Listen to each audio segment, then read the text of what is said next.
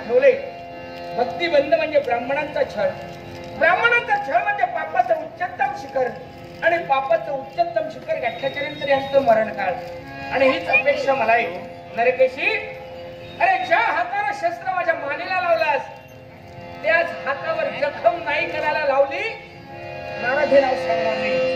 मला शस्त्र दाखवतोयस, गेलायस खरा, आणि अशा संधीचा नारदाला फायदा घेऊन त्याची जागा त्याला दाखवली नसेल तर त्याला कोणी नारद म्हणेल का? पण हे सारं घडवत असताना अशा आसुरी शक्तीपासून स्वतःचं जीवन वाचवायचं असेल तर माणूस जगायला शिक. देवाचं देवत्व, धर्माची धार्मिकता आणि माणसांचं माणूसपण या त्रिवेणी संगमाचा अर्थच माणूस या प्रेरणेत केला जातो.